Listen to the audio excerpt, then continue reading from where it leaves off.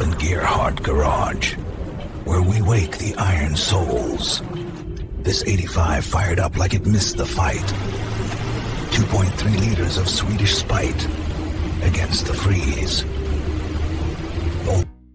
Magic. Trick that saved a cabbie's life in -50 hell. Stick around, I'll spill it when your coffee's gone cold. Man, pull up a stool, this is Gearhart Garage, where we chase the soul of old iron, not the shine. Last week, I'm knee-deep in this derelict shed north of the city, the kind where raccoons throw parties and the wind howls like a turbo spool. Owner's an old Swede, eyes twinkling like he just unearthed Excalibur. Take 'em, he says, they've been sleeping since the Berlin Wall fell. 882-297-40 South. All wagons and sedans, boxy as a politician's promise. Paint faded to that perfect patina of I survived the salt wars. First one I fire up.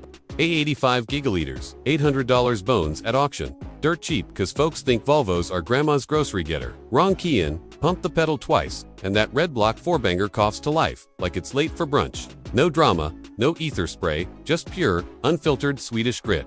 We're talking 2.3 liters of inline poetry, pushing 114 horses that feel like a freight train in low gear. I slide her out onto the 401, snow whipping like confetti from a breakup. And damn, if she doesn't hug the ruts like a lover. That independent rear suspension, it's why cabbies in this frozen tundra swear by M-handles potholes like they're speed bumps. No drama when you're dodging moose at midnight. But the real magic's in the bones. These aren't toys, they're tanks disguised as family haulers. PRV V6 option on some smooth as bourbon, sips fuel like it's rationed. Mine's the base, but that overdrive 4-speed auto shifts like butter on a hot manifold, and the interior vinyl seats that laugh at spills. A dash that glows amber like a sunset drive-in. I crank the heat boom sauna in seconds. No waiting for that anemic blower. It's got lungs like Pavarotti. Price tag back then. Under 20 grand new now. Barn fresh, like these, you're in 4.2 to 5K. If you're quick, release waves hit in 82. Evolved through the decade like a fine Scar 87 facelift, added that pop-up headlights vibe. But these early ones raw, unapologetic. Halfway through the pack, I hit a snag number 4's got a seized brake, and I'm swearing in 3 languages. Grease up to my elbows, feeling that familiar ache. The one that says, this is why we do it. But then she rolls free, and on a backroad blast, wind slicing the gaps and the weather stripping, I get it. These 740s aren't cars, they're confessions. Built for folks who grind cabbie stacking fares in blizzards, families fleeing the mundane. Humor in the heft, too.